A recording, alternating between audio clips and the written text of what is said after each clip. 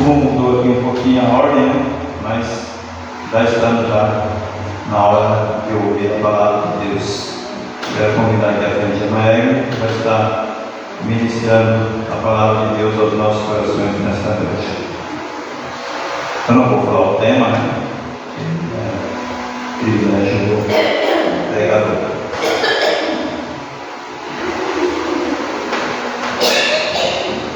Vamos orar mais uma vez? Senhor Deus, nós queremos mais uma vez agradecer ao Senhor por esse privilégio de nos reunirmos, Pai, como irmãos em Cristo, como crentes em Cristo, para cultuar, Senhor, e bendizer o Teu santo nome. E nos alegramos, ó Pai, com momentos tão gostosos como esse, quando nós cantamos louvores ao Teu nome, Senhor. Poderíamos cantar, Senhor, a noite toda, mas infelizmente as nossas limitações físicas não permitem. Mas agora também, Senhor, queremos colocar diante de Ti, Senhor, a Tua serva nas Tuas mãos, que vai estar ministrando a Tua palavra aos nossos corações nesta noite. Usa, ó Pai, seja com ela nesse momento, unge, Senhor, os seus lábios, seu coração, sua mente, para que ela possa transmitir, Senhor, o Teu recado aos nossos corações nesta noite. Em nome de Jesus. Amém. Graças e paz, irmãos e irmãs. Amém.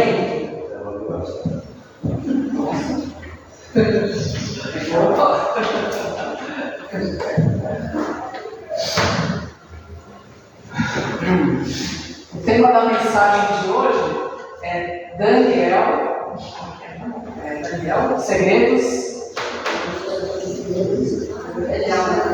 segredos para vencer, né? Parte 1. Porque nós vamos. O texto que eu me baseei no livreto, ele tem muita coisa para a gente, né? Para a gente aprender. Então, serão 2 mensagens, tá? O texto base é Daniel 1, de 1 a 7. Vamos ver?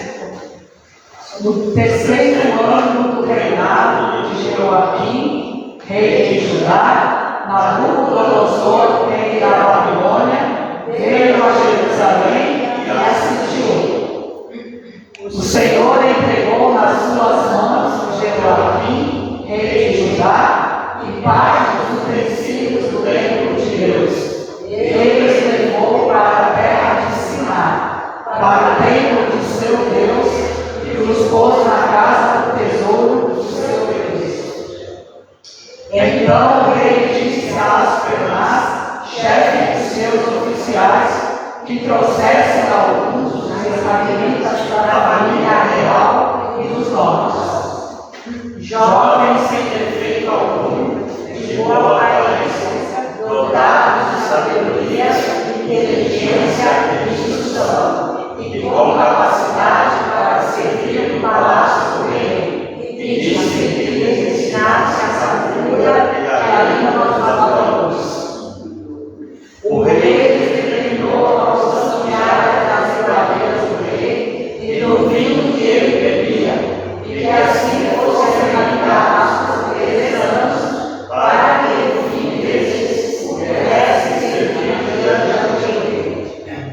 Entre eles se achavam alguns filhos de Judá, Daniel, Ananias, Misael e Azarias. 7. Amém. O chefe dos oficiais lhe deu outros nomes: a Daniel, o de Beltesazar, a Ananias, o de Sadraque, a Misael, o de Misael, e a Azarias, o de Medo.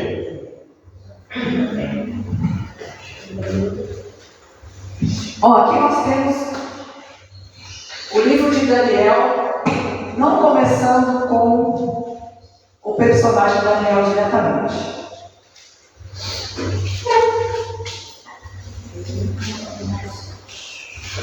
E a parte introdutória dessa mensagem fala sobre vencedores e como vencer. Quem é o vencedor? É aquele que se eleva acima do normal dos seus dias, ou seja, aquele que está acima da média. Sendo continuamente fiel ao Senhor. Continuamente. Não tem aqueles altos e baixos. Ele anda retamente. No tempo de ruína geral e de fracasso entre o povo de Deus, é que se destacam pessoas retas. Quando há muita apatia no testemunho cristão, hoje em dia, e uma grande necessidade de superação. E é algo assim que é destacado aqui. Nós temos alguns textos aqui que está dizendo respeito à superação, aparece mencionado o homem de Deus. E não no plural, os homens de Deus, né? Pessoas de Deus, mas uma pessoa de Deus, né? Denominada o homem de Deus. Então tem alguns textos, eu vou só citar aqui, 1 Samuel 2, 27, 1 Samuel 9, versículo 10, 1 Timóteo 6, 11, 2 Timóteo 3, 17, entre tantos textos, né?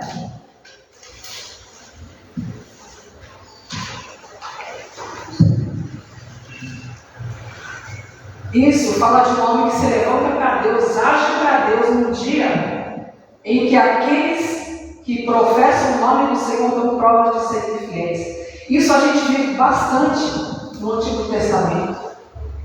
Quando, por exemplo, Elias, depois daquela disputa com 450 profetas de Baal, foi perseguido por Jezabel, ele achou que ele estava só. Por que ele foi perseguido? Ele se destacou.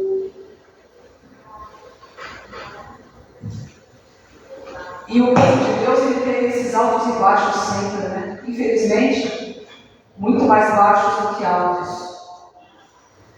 E Daniel é um livro que foi ambientado ali no cativeiro da Babilônia. Toda vez que o povo era repreendido por Deus por causa do seu pecado extremo, da sua infidelidade, da sua maldade, né, acontecia o quê? Vinham povos, vinham guerras. E, nesse caso, veio o cativeiro predido por Deus, um castigo. E aí aconteceu um grande conflito espiritual. Porque a Babilônia dominou sobre o povo de Deus, né? Em Efésios 6, 11, está dizendo que o diabo, ele tem as suas ciladas. Efésios 6, de 10 a 18, fala sobre a armadura. Para a gente se revestir da armadura de Deus, para que a gente possa resistir no dia mau. Para a gente não cair nas astutas ciladas do diabo. Revestidos de toda a armadura de Deus, para que possais permanecer firme contra as ciladas do diabo. Uma palavra que é sinônima de ciladas é estratagema. Estratagema tem o mesmo... tem algumas letras aí, sílabas parecidas com a palavra estratégia. Então, Satanás, ele está em guerra contra Deus. O diabo, primeiramente, ele é nosso inimigo. Ele é muito mais forte e mais inteligente do que nós somos. Sim, não podemos desprezar esse fato. E segundo, o Senhor é mais forte do que o diabo e pode derrotar cada um dos seus amigos. Amém. Aliás, o diabo está derrotado por Deus. Amém. A Bíblia diz em 1 João 4, versículo 4, porque maior é o que está em vós do que o que está no mundo. Amém. Então, se nós nos mantivermos perto do Senhor e seguirmos os princípios da sua palavra, nós seremos livres de cada tática que o diabo tiver contra nós. 1 João 2,14 fala, está falando dos jovens, né? Mas também pode se aplicar a nós, porque os que confiam no Senhor subirão como águias, né? Correrão e não se cansarão, e não se fatigarão, né? Porque sois fortes e a palavra de Deus está em vós e já vencestes o maligno. Isso mostra que os projetos de alguém que seja mal podem ser derrotados pela nossa simples obediência à palavra de Deus. O diabo não pode nos tocar contando, né, que é uma condição, que os nossos pés estejam colocados no caminho que a palavra delimita para nós. Nós temos, sim, limites que foram colocados por Deus na sua palavra. Tanto é importante a palavra dele que tem o salmo maior da Bíblia, como uma apologia à palavra de Deus. Mas isso, naturalmente, essa vitória, ela supõe que nós estamos, esse conhecimento, né, da palavra, essa andar no caminho delimitado pela palavra de Deus, supõe que nós conhecemos os princípios da Bíblia. Supõe que nós temos familiaridade, que nós examinamos diariamente a Bíblia para a gente conhecer. Nós precisamos absorver mais seriamente a palavra de Deus, precisamos nos saturar, nos encher com ela e viver com seus princípios em comunhão com o Senhor, e nós seremos sustentados. Conhecer a palavra, estar em comunhão com Deus. Então significa que o diabo tem projetos específicos para as nossas vidas. Ele é capaz de trazer muitos danos ao testemunho cristão, se pudermos fazer viver para nós mesmos, ao invés de viver para a glória de Cristo. Incrédulos vão ver a nossa vida. Se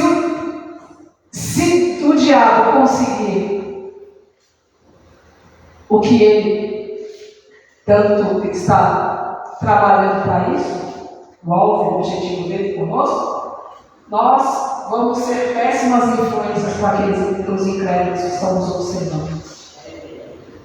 Nós vamos estar passando um outro evangelho para eles.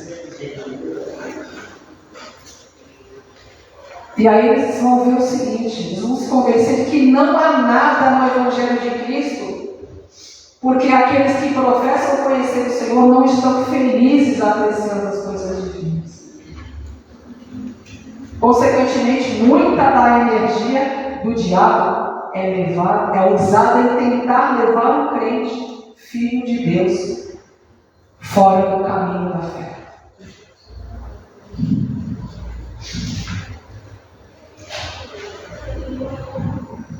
E aí a gente vai ver os projetos do rei da Babilônia para os jovens do povo de Deus. Essa passagem, ela muito embora fale acerca de jovens, ela se aplica a nós cristãos. Ela se aplica a nós, porque nós precisamos conhecer a palavra de Deus. Não há formatura na escola dominical. Não há aposentadoria na vida cristã. Não há.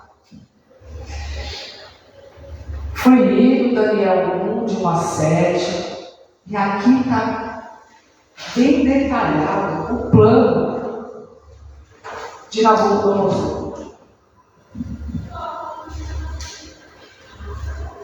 O livro ele começa, conforme foi já referido, com uma triste descrição das coisas que prevaleciam naqueles dias.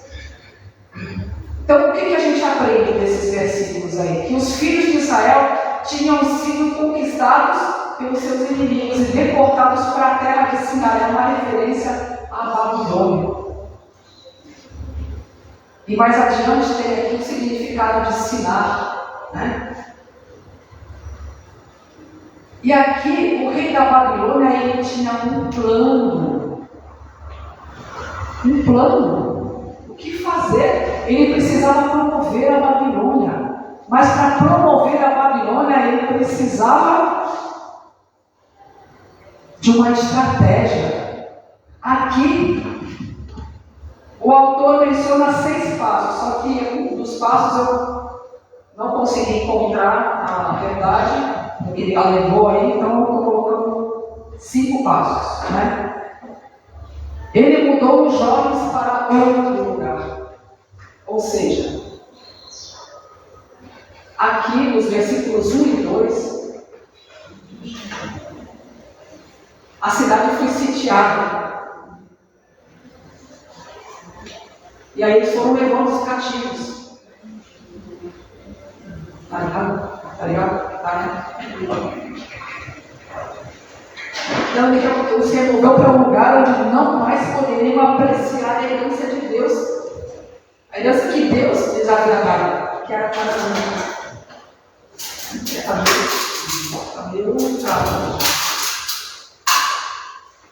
A terra de Canaã foi promessa de Deus, foi herança de Deus para o seu povo. Sim.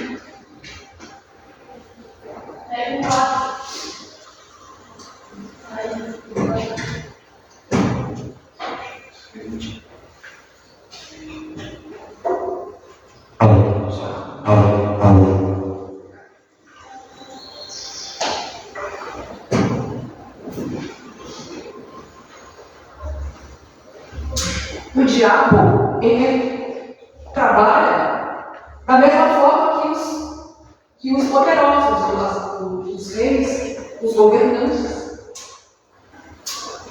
Ele quer fazer isso conosco, ele quer o quê? Nos levar para longe da apreciação da nossa porção em Cristo. E ele procura nos distrair. 1 Pedro 1, 3 e 4 fala que Deus nos gerou de novo para uma viva esperança pela ressurreição de Cristo dentre os mortos, para uma herança incorruptível, incontaminável, que não se pode manchar, guardada nos céus para vós. Palavras de Pedro.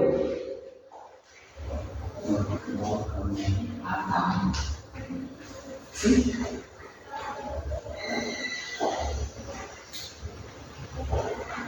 É também chamada a nossa porção em Cristo, mencionada em Colossenses 1, 12 e Atos 26, 18. Em João 16, 15, fala o seguinte: se andarmos em comunhão com o Senhor, o Espírito de Deus provará as coisas de Cristo, conforme João 16, 15, as mostrará a nós. João 16, 15.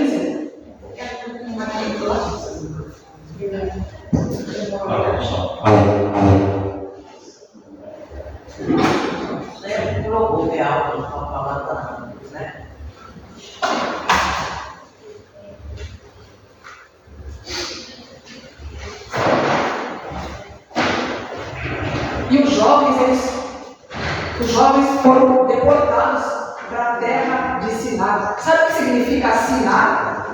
Soltar as amarras ou livrar-se. Quem é nosso Senhor? Esse soltar as amarras diz respeito a quê? A liberdade, né? Nós, como crentes, nós temos um Senhor, certo? E naquela época era escravidão. Então, quando se fala Senhor a respeito de Cristo, ilustrativamente referindo-se a proprietário. Nós somos propriedade de Deus. Nós somos propriedade de Deus. Isso nos lembra o que Salomão disse em Provérbios 29, 18, né? Onde não há visão, o povo se corrompe, ou o povo fica sem freio. Um carro sem freio é um carro fadado ao acidente. É um carro desgovernado. Uma vida sem freio é uma vida sem controle. Eles estavam na terra de Sinai. Eles foram levados, foram tirados da terra prometida para a terra de Sinai, uma terra estranha. Satã, como Deus e Cristo desse mundo, cegou os entendimentos dos incrédulos para que não lhes resplandeça a luz do Evangelho da glória de Cristo, que é a imagem de Deus. Satanás nos ataca porque nós somos a coroa da criação. Nós fomos criados para a glória de Deus. Então Satanás está nos distraindo, nos tirando do nosso alvo. Ele está ali se vingando contra Deus. Ele já está derrotado ali no inferno. Só que ele quer nos levar, ele quer levar as pessoas para o inferno. Ele está derrotado. E a condição para que a gente siga é ficar firme na palavra e comunhão com Deus. E o diabo ele quer conduzir o povo, e particularmente os jovens que estão ali decidindo a sua vida. Eles querem o quê? Eles precisam de uma formação, eles precisam de um casamento, eles precisam se estabelecer na vida. Deixa eu falar, Deus é mais.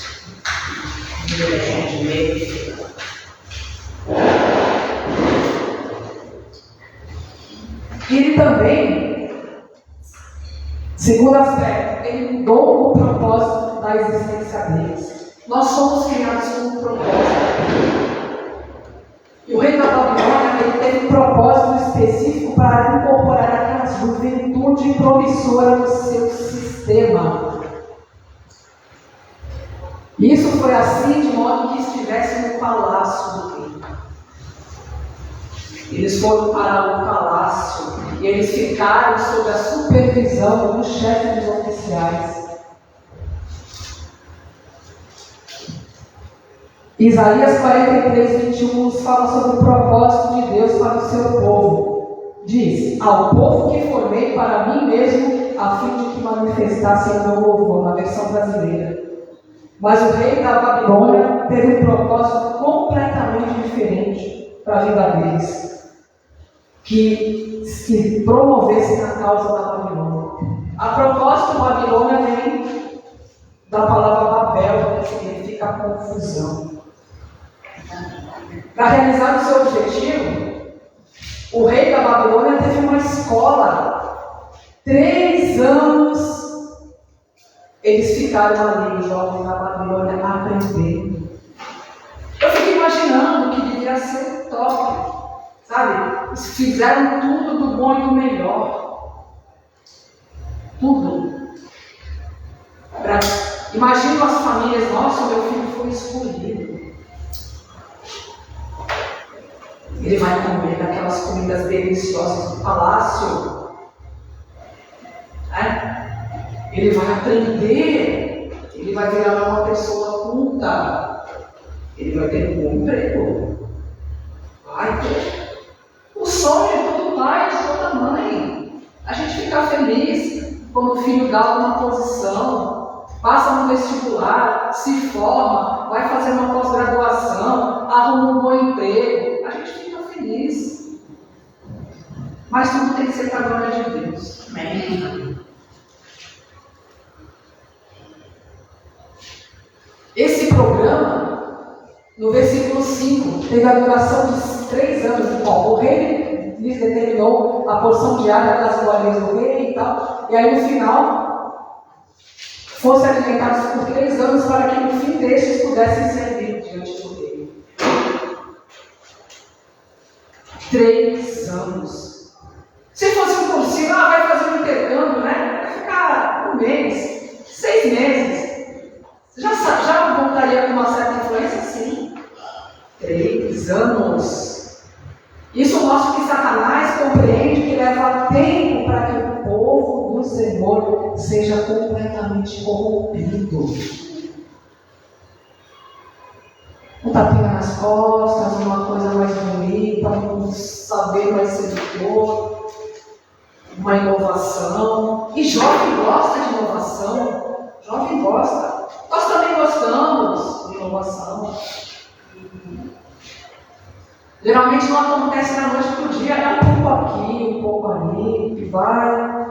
E ao longo do tempo, a gente olha para trás e a gente fala, nossa, como tal pessoa mudou. Não é o mesmo de tanto tempo atrás. Está irreconhecível. Agora, a cada dia que vivemos na Terra, estamos escrevendo a nossa própria história.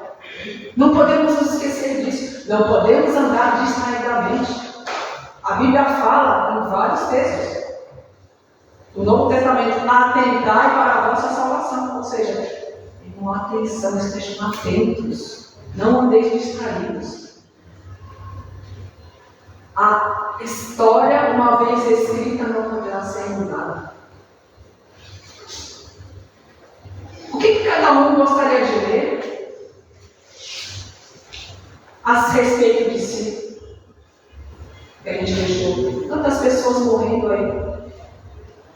É um graças a Deus? Ou já foi da verdade? Ou deixou um legado? Nunca vai morrer porque deixou um legado. Que saudade da época que nós tínhamos tal pessoa, não é? Em Marcos 8,36 fala: pois que aproveitaria o homem ganhar todo mundo e perder a sua alma. Agora, ao terceiro item da estratégia, ele mudou a linguagem dos jovens. Ele não queria que eles andassem pela Babilônia usando a linguagem dos judeus, pois isso naturalmente os manteria unidos. Lembra de Babel? Lembra quando fizeram a Torre de Babel? Era uma língua só. Eles começaram a fazer a torre em desobediência à ordem de Deus, que era de crescer, multiplicar e encher a terra. Para encher a terra tem que se espalhar. Eles quiseram ficar ali naquele pedacinho para fazer o nome deles conhecido sobre a terra. E aí Deus começou a mudar, começou a confundir as línguas. E aí pedia um determinado item e trazia outro. Aí acabou. Confusão. Um mesmo intento, uma mesma língua unifica. Então, eles estão com a língua materna lá de judeus, eles estariam, aqueles grupos, tem imigrantes lá nos Estados Unidos, brasileiros estão lá em determinadas cidades. Aqui, na cidade de São Paulo, que é uma amostra do mundo, tem bairros orientais, tem bairros de sírio-libaneses, tem bairros italianos, tem bairros de inimagináveis, Então, a língua, eles foram aprender a língua para serem integrados na sociedade dos babilônicos, para se ajustar ao estilo de vida da Babilônia. Isso envolveu falar, conforme a parte final do versículo 4, a língua dos caldeus. É surpreendente, mas a gente pode dizer como uma pessoa foi afetada pelo mundo apenas escutando a sua maneira de falar. Não é verdade? Aqueles que estão sob a influência desse tipo de conversa, de certa maneira, mostram como são em suas almas. É lamentável, mas quando os cristãos tentam falar como o mundo, sem perceber, eles estão dizendo que procuram, nós como cristãos estamos dizendo que procuramos pela aceitação desse mundo, embora nunca admitamos.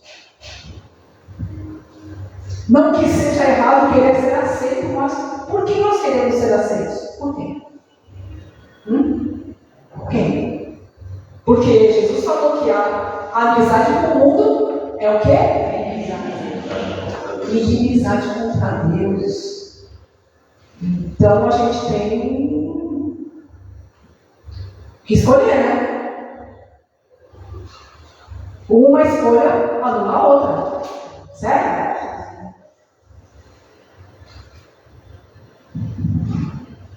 E nós realmente precisamos falar à maneira ou ao modo do mundo?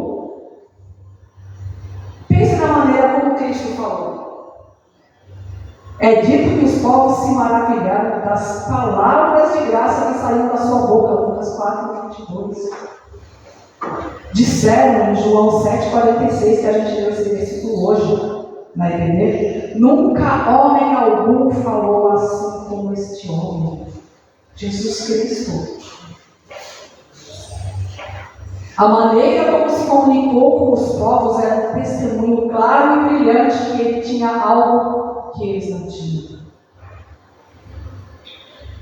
E quanto a nós, é realmente uma maneira muito boa de testemunhar o fato de que conhecemos o Senhor como nosso Salvador, falando daquilo que Cristo falou, falando como Cristo falou, com autoridade, não como os fariseus e aqueles religiosos hipócritas. Cristo tinha autoridade porque ele tinha uma vida coerente com aquilo que ele pregava. Agora vocês pensam que o rei da Babilônia parou por aí? Não, o rei da Babilônia não parou por aí. E antes de falar do próximo tópico do plano, estou aqui me recordando Romanos 12:1-2, para já ter para a gente, por favor.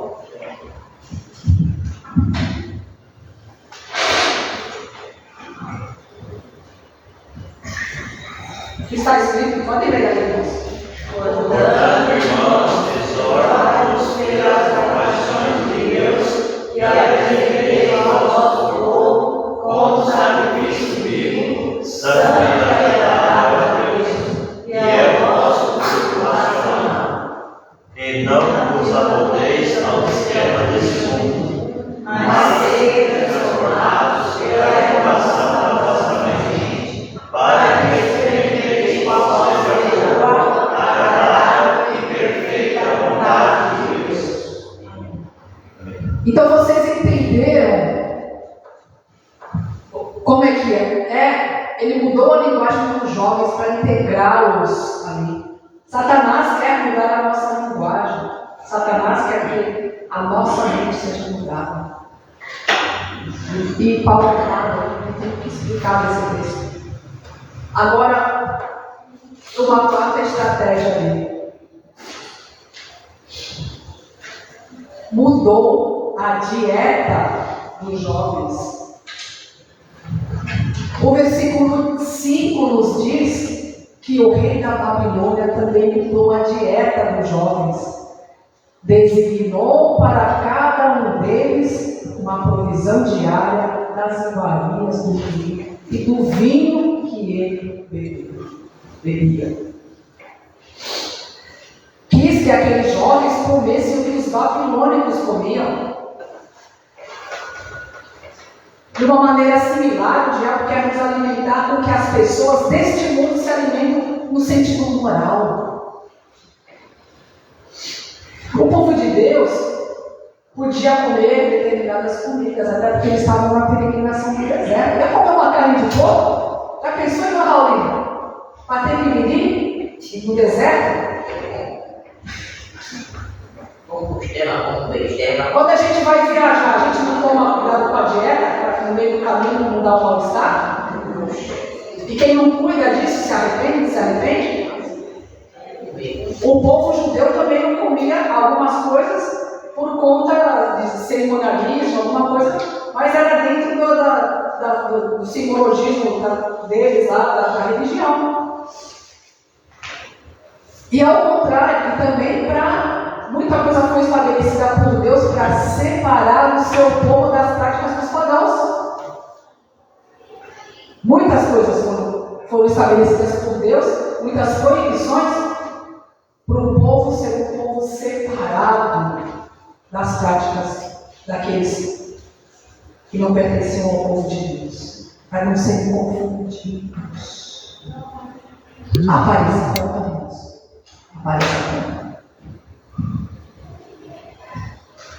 Então, de uma maneira similar, o diabo quer nos alimentar com que as pessoas deste mundo se alimentem.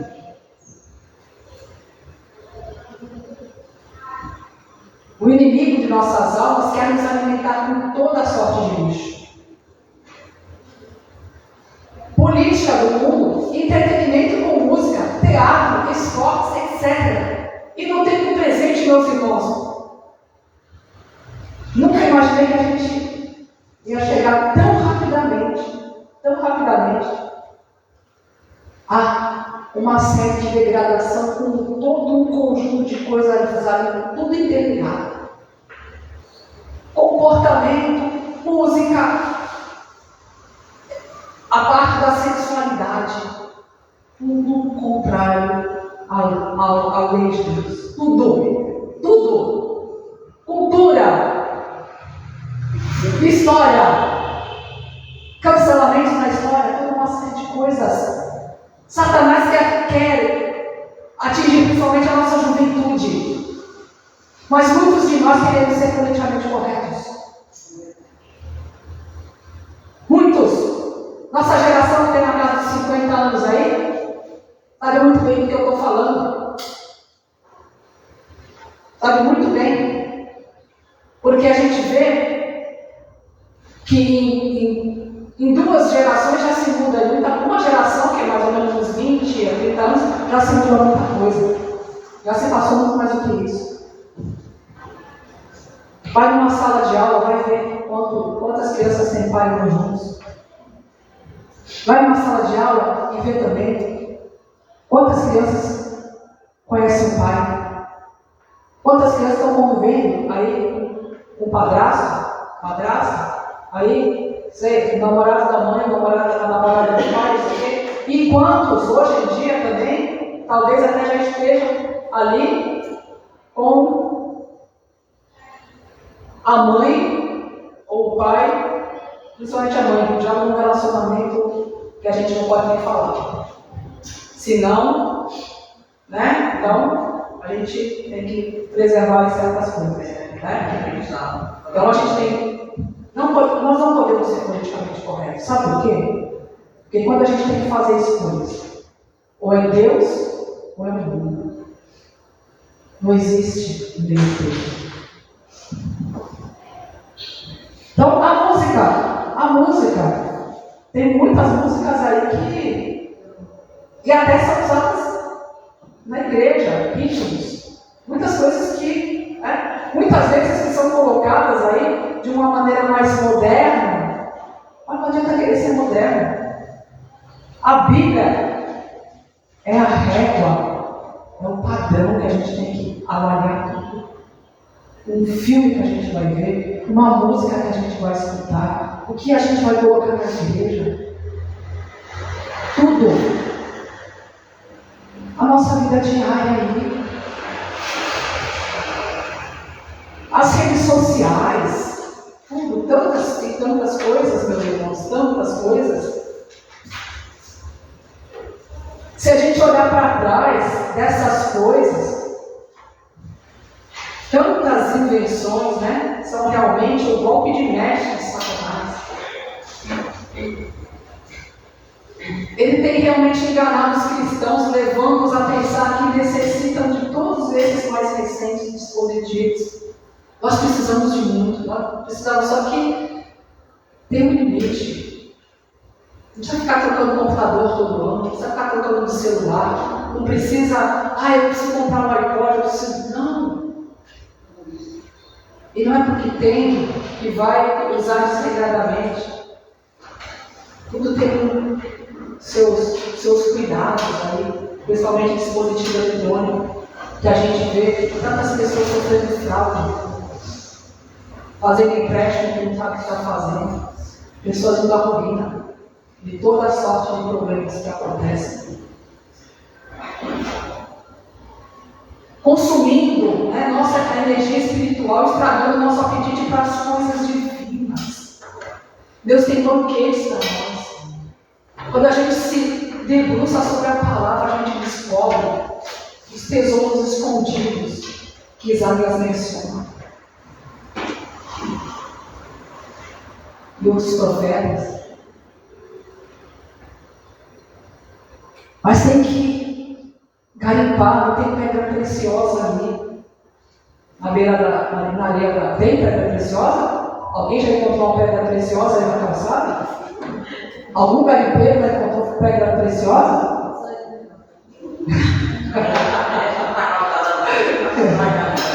Alguém já encontrou? Tesouro escondido, não é? Então, as coisas que a gente tem que buscar melhores estão escondidas ali na palavra de Deus, no relacionamento com Deus. Isso demanda tempo. E é realmente triste, mas muitos dos nossos jovens e muitos de nós aceitam de todo o coração as ofertas do rei da Babilônia. Estão comendo a sua carne. Jesus menciona que ele estava entregando a sua carne para ser comida. Mas não apenas no sentido físico, mas principalmente espiritual. Cristo é o nosso alimento. Ou a gente se alimenta de Cristo, ou a gente se alimenta desse lixo com rótulo de coisa bonita, de coisa boa, né?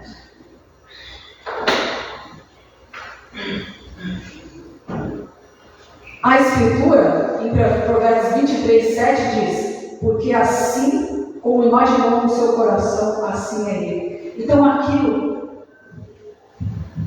que nós somos, aquilo que a gente imagina no nosso coração, a gente come aquilo que a gente gosta, não é?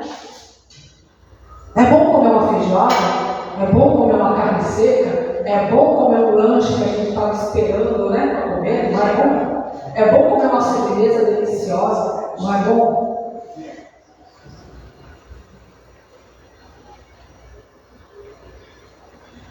Só que se a gente come coisa que não vai fazer bem para a gente, e não vai servir para a nossa nutrição, nós estamos sendo bem superficiais. Agora, o último item da estratégia do rei da Babilônia,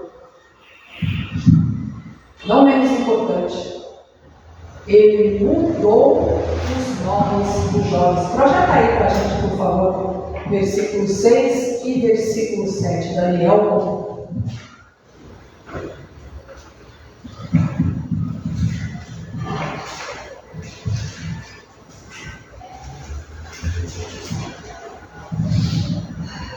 Aí estão os nomes originais, né? Daniel, Ananias, Misael e Azarias. Terminações em El ou Ias fazem menção a Deus. Então, Daniel é Deus e é juiz. Ananias significa Deus é gracioso, ou graça de Deus. Misael significa quem é como Deus. Azarias significa Yahvé ajudou.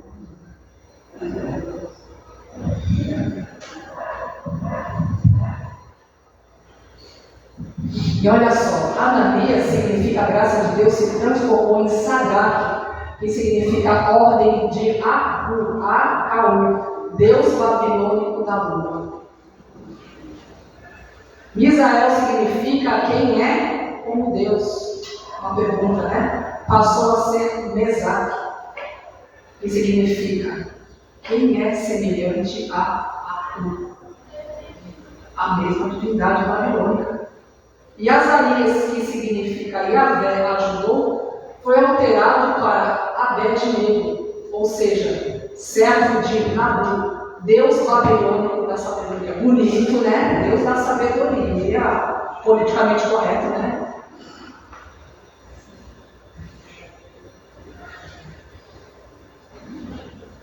Beltesazar, alguém sabe o que significa Beltesazar? O nome, né, de Daniel. Príncipe de Bel. Hã? Príncipe de Bel. Príncipe de Bel, né? Bel era um deus, né? Descasado. Então, foi tudo mudado para a religião dos babilônios. Ele fez isso de maneira que a verdadeira identidade deles como filhos de Israel fosse escondida. Não queria que fossem reconhecidos na Babilônia como israelitas. Porque se alguém perguntasse o nome para ele, o nome deles, lá, o nome original deles, é judeu. É judeu. Aí aquele destaque que eles tivessem, eu falo, olha, é um judeu, olha, um judeu. Ele foi mudado. Da mesma maneira que a gente consegue identificar alguns sobrenomes aí, se é português, se é judeu, se é russo, se é alemão. A gente consegue ver esse sobrenome. Ou de alguma ramificação que descendeu daquele povo, né? Então, da mesma maneira, o diabo quer esconder a nossa identidade como filhos de Deus. Ele não quer que nós nos apresentemos como cidadãos que pertencemos ao Senhor Jesus. Aplica uma pressão incrível sobre os jovens. É uma idade terrível. Todos nós já passamos por isso, com exceção da Vitória que está nessa fase aí. Nesses tempos maus, cada vez piores, né? E para manter calados os jovens, para ficarem assim, quietinhos. Porque Deus não pode aparecer. Numa época que até a oração é proibida. Ter a Bíblia, ministério público de várias cidades aí, e até estado. Não pode ter a leitura da Bíblia, não pode ter lá no triângulo do regimento interno da Câmara Municipal, sob a égide de Deus, sob a proteção de Deus. Não pode.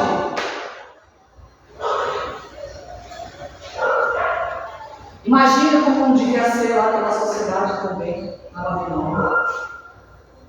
Porque tudo a história é cíclica. Os fatos acontecem, assim como a gente teve várias guerras, assim como a gente teve várias crises econômicas, e vários outros conflitos, várias tragédias, crimes, tantas coisas que aconteceram ao longo da história, não devia ser fácil também lá na Babilônia. Quer nos misturar de modo que fiquemos parecidos com as pessoas deste mundo e que falemos como eles. E então não haverá nenhuma diferença externa ou visível.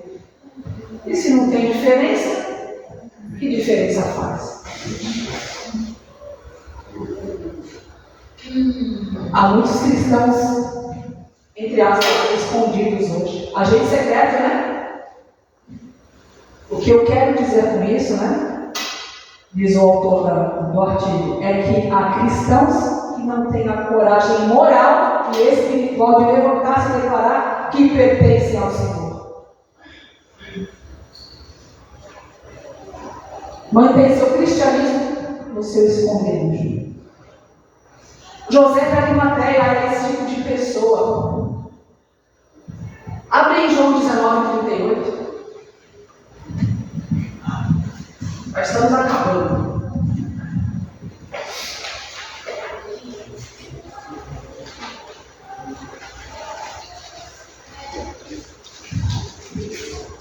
Podem ler.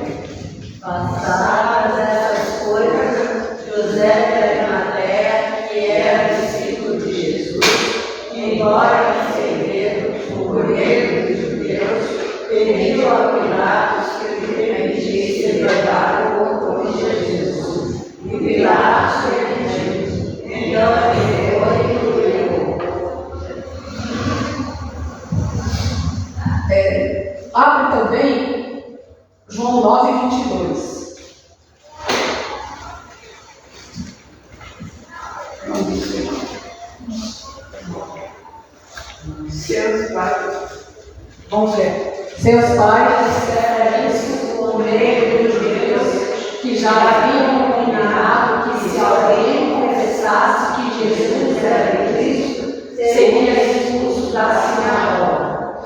João 12, 42.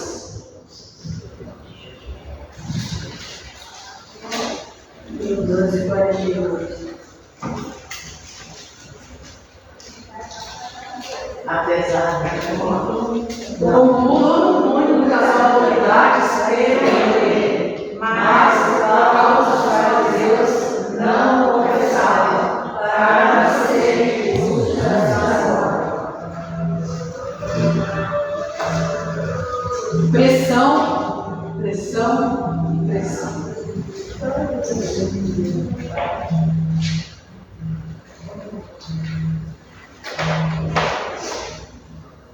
Pilatos era uma autoridade de governo.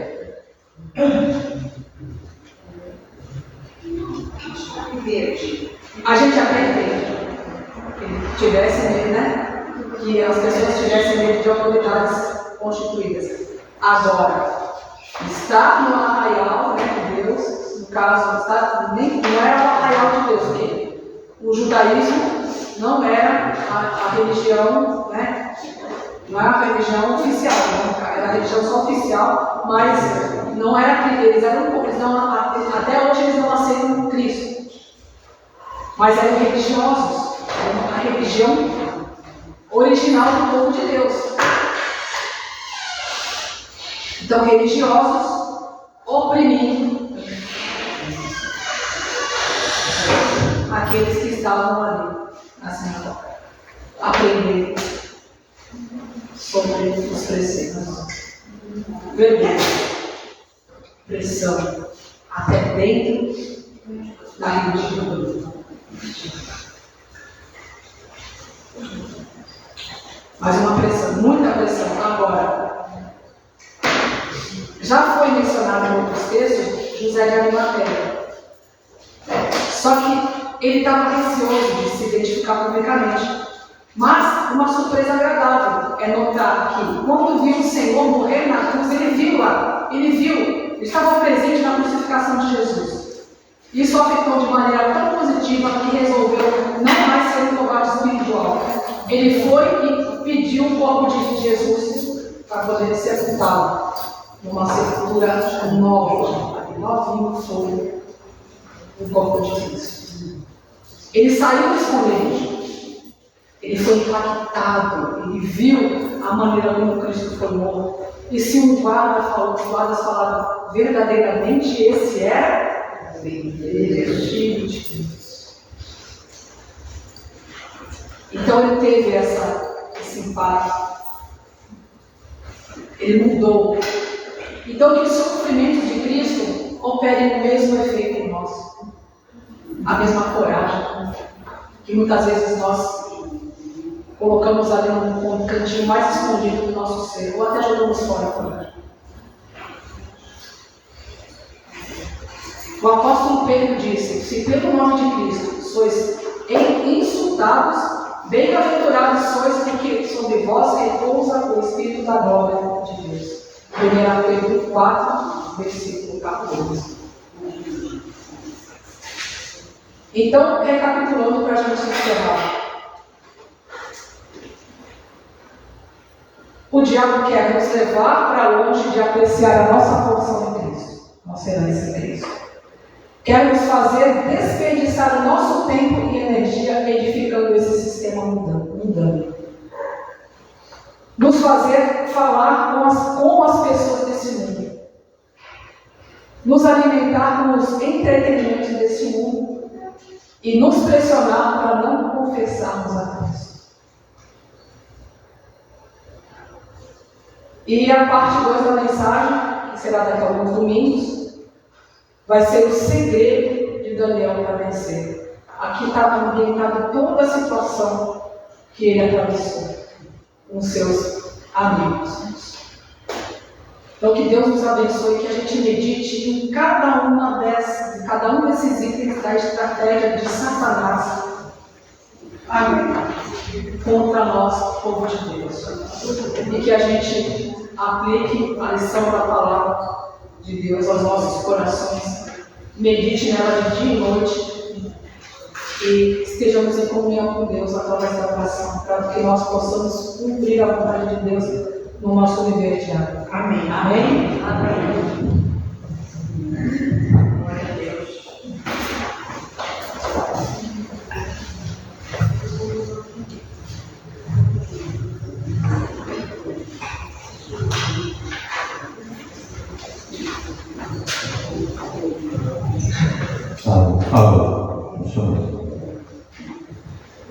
Obrigado, Meg, Deus abençoe. Nós temos mais um cântico?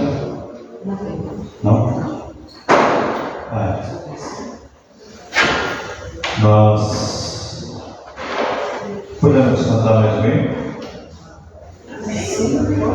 Oi?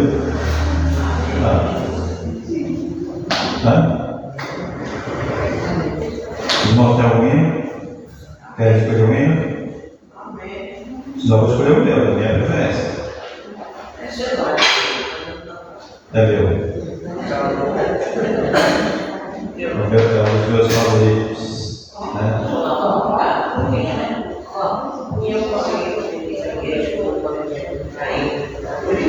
395. Pode ser? Veja, riquezas.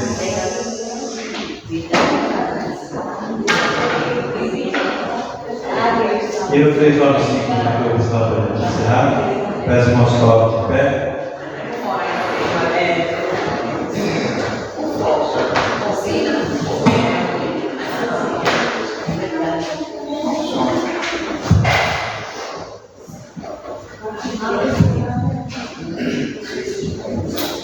Pai.